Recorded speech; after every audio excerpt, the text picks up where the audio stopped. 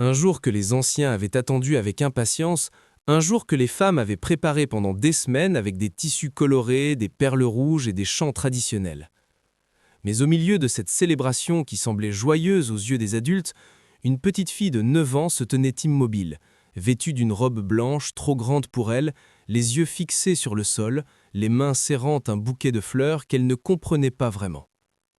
Aminata n'avait jamais voulu de cette journée. Depuis qu'on lui avait annoncé 3 mois plus tôt qu'elle serait donnée au vieux chef Okonkwo, elle avait pleuré en silence chaque nuit, serrant contre elle sa poupée de chiffon, sa seule véritable amie. Sa mère lui avait dit que c'était un honneur, que le chef était riche et respecté, qu'elle aurait une belle maison et ne manquerait de rien. Mais Aminata ne voulait pas de maison, ne voulait pas de richesse. Elle voulait aller à l'école comme les garçons du village, elle voulait apprendre à lire et à écrire, elle voulait devenir enseignante comme mademoiselle Grace qui venait de la ville voisine. Le chef Okonkwo, lui, souriait fièrement. À 72 ans, il avait enterré 3 femmes et n'avait jamais eu d'enfant. Selon la tradition, il lui fallait une jeune épouse pour porter son nom et assurer sa descendance. Aminata, avec ses grands yeux noirs et sa peau douce, avait été choisie par sa famille comme la candidate idéale.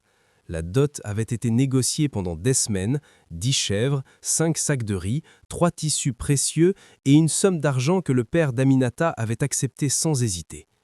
L'argent servirait à réparer la toiture de leur maison et à acheter des semences pour la prochaine saison des pluies.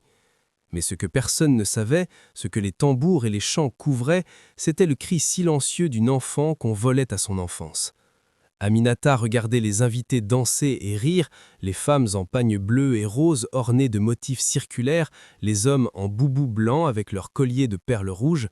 Tous semblaient heureux, tous célébraient cette union comme une bénédiction. Seule Aminata restait muette, son cœur lourd comme une pierre.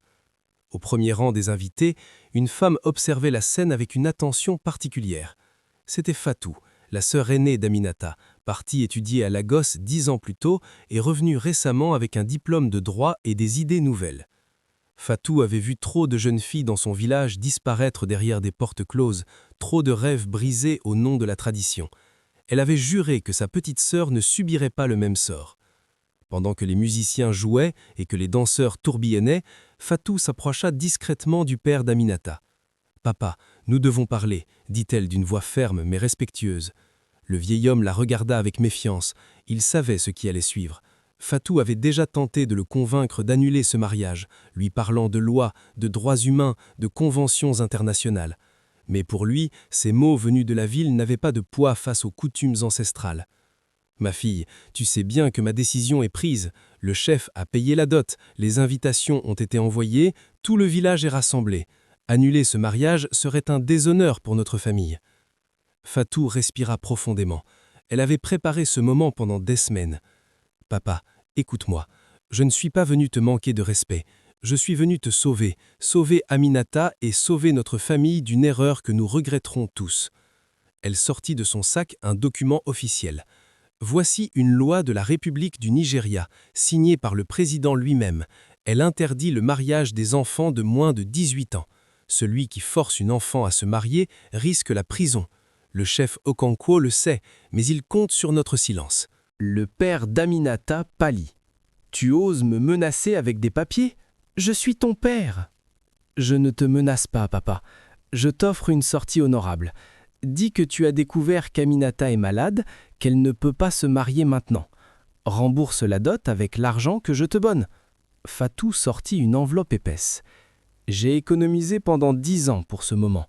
Prends cet argent. Répare ta maison, achète tes semences, mais laisse Aminata retourner à l'école. » Le vieil homme regarda l'enveloppe, puis regarda sa petite fille qui se tenait toujours immobile, les yeux dans le vide. Quelque chose se brisa dans son cœur. Il revit Aminata à 5 ans, courant dans les champs en riant. Il la revit à 7 ans, assise sous l'arbre à palabres, écoutant avec des yeux brillants les histoires que racontait le griot du village. Il la revit à 8 ans, lui demandant pourquoi les garçons allaient à l'école et pas elle. « Fatou, tu sais bien que si j'annule ce mariage, le chef perdra la face. Il se vengera. Il peut nous chasser du village, nous retirer nos terres. » Fatou posa sa main sur l'épaule de son père. « J'ai parlé au gouverneur de l'État. Il soutient ma démarche. Si le chef tente quoi que ce soit, il aura affaire à la police et aux tribunaux. Nous ne sommes plus seuls, papa. Le monde a changé. Pendant ce temps, Aminata sentait les larmes couler sur ses joues. Elle n'osait pas les essuyer de peur de gâcher son maquillage. Une femme plus âgée s'approcha d'elle et lui chuchota. « Ne pleure pas, ma fille. C'est un jour de joie. Tu seras bien traitée. Le chef est bon. » Mais Aminata savait que la bonté d'un homme ne pouvait pas effacer le vol de son enfance. Elle pensa à Mademoiselle Grace, son institutrice préférée, qui lui avait dit un jour « Aminata, tu as un don pour les mots. Tu pourrais écrire des livres, enseigner à des centaines d'enfants, changer le monde. » Comment pourrait-elle changer le monde si elle était enfermée dans une maison à cuisiner et à porter des enfants avant même de comprendre ce qu'était l'amour? Soudain, un cri retentit. Tous les regards se tournèrent vers le père d'Aminata qui venait de se lever. Le silence tomba sur l'assemblée. Les tambours s'arrêtèrent, les danseurs se figèrent. « Mes frères, mes sœurs, mes amis » commença le vieil homme d'une voix tremblante. « Aujourd'hui devait être un jour de joie. Mais mon cœur m'a parlé, et je dois écouter mon cœur. » Un murmure parcourut la foule. Le chef Okonko se leva, le visage sombre. « Qu'est-ce que cela signifie ?»« Cela signifie, cher chef, que je ne peux pas vous donner ma fille. Pas maintenant. Peut-être jamais. » La colère monta dans les yeux du vieil homme. « Tu oses me manquer de respect devant tout le village, après que j'ai payé la dot, après que j'ai invité tous mes amis ?» Fatou s'avança alors, se tenant debout entre son père et le chef. « Chef Okonko, mon père ne vous manque pas de respect. Il protège sa fille. Et si vous insistez, nous devrons régler cette affaire devant les tribunaux. » Le chef éclata de rire. « Les tribunaux? Dans mon village, c'est la tradition qui fait loi, pas vos papiers de la ville. » Mais Fatou ne se démonta pas. Elle sortit son téléphone et composa un numéro. « Allô, commissaire? Oui, c'est Fatou Ndiaye. Nous avons une situation à Obolo. Oui, maintenant. Merci. » Elle se tourna vers l'assemblée. « Dans moins d'une heure, la police sera ici. Ceux qui soutiennent le mariage des enfants seront interrogés. Ceux qui protègent les enfants seront remerciés. Choisissez votre camp. » Un long silence s'installa. Puis, lentement, une femme se leva. C'était la mère d'Aminata, les yeux rougis par les larmes. « Je suis avec ma fille, » dit-elle simplement. « Je ne veux pas qu'elle souffre comme j'ai souffert. » Puis une autre femme se leva, puis une autre. Bientôt, la moitié des femmes de l'assemblée avaient joint Fatou et sa mère. Les hommes restèrent s'assis, partagés entre la tradition et la peur des conséquences. Le chef Okonko comprit qu'il avait perdu. Il se leva lentement, ramassa son bâton de commandement et dit d'une voix rauque « Vous avez honte de vos ancêtres. Un jour, vous comprendrez votre erreur. » Il partit, suivi de quelques fidèles. Quand la police arriva, il n'y eut pas d'arrestation. Fatou avait négocié avec le commissaire. Tant que le chef ne tentait rien contre la famille, l'affaire resterait civile. Mais un précédent venait d'être créé. Pour la première fois dans l'histoire du village d'Obolo, un mariage d'enfants avait été annulé publiquement. Les mois qui suivirent furent difficiles. La famille d'Aminata fut mise à l'écart par certains villageois. Leurs champs furent parfois sabotés. Mais Fatou resta auprès d'eux, utilisant son salaire d'avocate pour les soutenir. Et peu à peu, les choses changèrent. D'autres familles, voyant qu'Aminata allait à l'école et excellait dans ses études, commencèrent à remettre en question la tradition. Une jeune femme de 14 ans fut retirée d'un mariage arrangé, puis une autre, de 13 ans. Le vent du changement soufflait sur Obolo. Aminata, elle, s'épanouit. Elle dévora les livres, apprit le français et l'anglais, découvrit les mathématiques et les sciences. À 12 ans, elle écrivit une lettre au président de la République pour le remercier d'avoir protégé les enfants comme elle. À 15 ans, elle prononça un discours devant l'assemblée du village pour encourager les parents à envoyer leurs filles à l'école. « Mes chers brères et sœurs, dit-elle ce jour-là, il y a 6 ans, je me tenais devant vous en robe blanche, prête à être mariée à un homme que je ne connaissais pas. Aujourd'hui, je me tiens devant vous en uniforme scolaire, prête à devenir la première femme médecin de notre village. La différence entre ces 2 jours, c'est le courage de ma sœur, l'amour de mes parents et la loi qui protège les enfants. Ne volez plus l'enfance de vos filles. Donnez-leur des livres, pas des maris.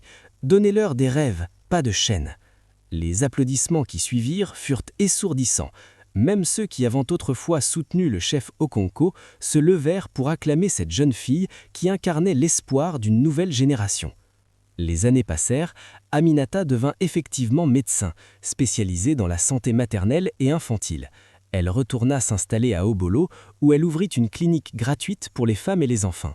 Elle se maria à 25 ans à un homme qu'elle choisit, qu'elle aimait et qui la respectait. Ils eurent 3 enfants qu'ils élevèrent dans l'amour et l'éducation. Fatou, elle, devint une avocate renommée, défendant les droits des femmes dans tout le Nigeria. Elle créa une fondation qui aida des centaines de jeunes filles à échapper au mariage forcé et à poursuivre leurs études. Son père vécut assez longtemps pour voir ses petites filles aller à l'université, et il mourut en paix, sachant qu'il avait pris la bonne décision ce jour-là. Quant au chef Okonko, il mourut seul, sans descendance. Mais avant sa mort, il fit appeler Aminata à son chevet. « Je t'ai fait du tort, lui dit-il d'une voix faible, mais tu m'as aussi ouvert les yeux. J'ai compris trop tard que la tradition sans compassion n'est que cruauté. Pardonne-moi. » Aminata lui prit la main. « Je vous pardonne, chef, mais promettez-moi une chose. Dites aux jeunes de votre famille de ne jamais reproduire ce que vous avez fait. » Le vieil homme hocha la tête. « Je le promets. » Ainsi, l'histoire d'Aminata devint une légende dans la région. Les mères la racontaient à leurs filles pour leur donner du courage. Les pères la racontaient à leurs fils pour leur apprendre le respect. Les enseignants la racontaient à leurs élèves pour leur montrer que le changement est possible. Et chaque année, le jour où le mariage avait été annulé, le village d'Obolo célébrait la journée de l'enfance. Les enfants recevaient des livres et des fournitures scolaires. Les parents signaient une charte promettant de ne jamais marier leurs enfants avant l'âge de 18 ans.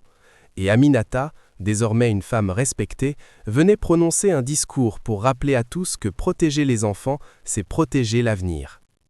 Un jour, une journaliste de la télévision nationale vint interviewer Aminata. « Docteur, vous avez changé la vie de milliers de jeunes filles. Quel est votre secret ?» Aminata sourit. « Il n'y a pas de secret, juste du courage. Le courage de dire non quand tout le monde dit oui. Le courage de protéger ceux qui ne peuvent pas se protéger eux-mêmes.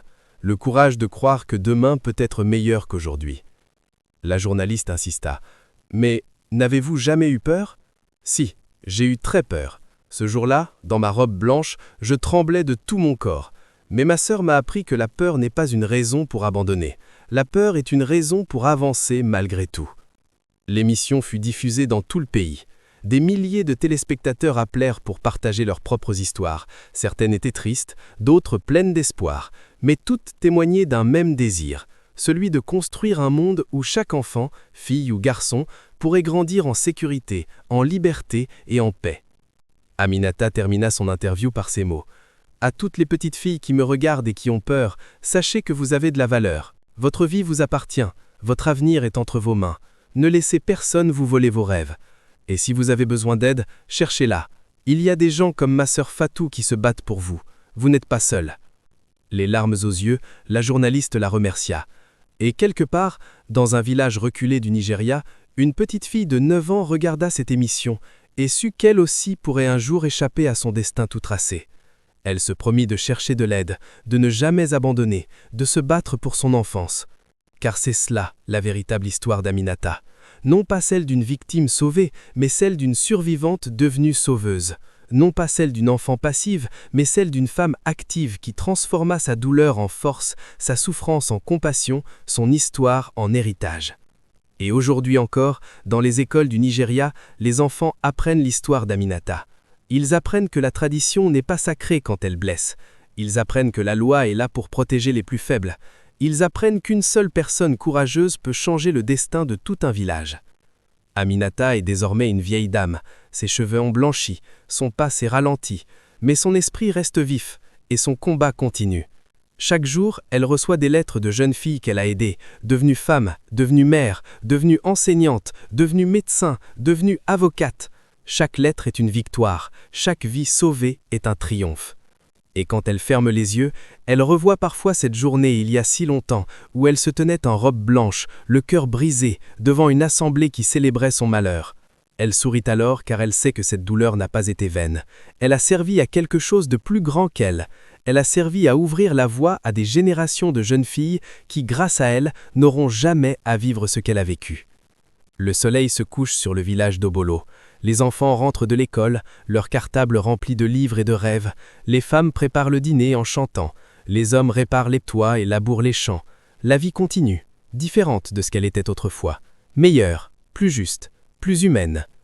Et au centre du village, une plaque commémorative rappelle à tous les passants l'histoire d'Aminata. Elle porte cette inscription: Ici commence la liberté de 1000 jeunes filles, que leur enfance soit protégée, que leurs rêves soient préservés, que leur avenir leur appartienne. Les voyageurs qui passent par Obolo s'arrêtent pour lire cette plaque. Certains pleurent, d'autres sourient. Tous repartent avec une conviction: le changement est possible. Il commence par une personne, il commence par un acte de courage, il commence par un non dit au bon moment. Aminata, assise sur le porche de sa clinique, regarde les enfants jouer dans la cour. Elle pense à la petite fille qu'elle était, à la femme qu'elle est devenue, aux femmes qu'elle a aidées à devenir. Elle ferme les yeux et murmure une prière de gratitude. Merci Fatou, merci maman, merci papa, merci à tous ceux qui ont cru en moi. Votre héritage vit en chaque enfant qui va à l'école, en chaque fille qui choisit son mari, en chaque femme qui décide de son destin. Le vent souffle doucement, portant les rires des enfants. Aminata sourit. Elle sait que son histoire est terminée, mais que celle de ses filles, de ses petites filles, de toutes les jeunes filles d'Obolo et d'ailleurs ne fait que commencer. Et c'est ainsi que se termine cette histoire, non pas dans la tristesse d'un mariage forcé, mais dans la joie d'une enfance préservée, non pas dans le silence de la soumission, mais dans la voix forte de la liberté, non pas dans l'ombre de la tradition aveugle, mais dans la lumière du progrès humain. Que cette histoire nous rappelle à tous que protéger les enfants n'est pas une option, mais un devoir, que chaque enfant mérite de grandir en sécurité, d'apprendre, de rêver, de choisir, que chaque fille est une graine d'avenir et que voler son enfance, c'est voler l'avenir de toute l'humanité. Ainsi soit-il.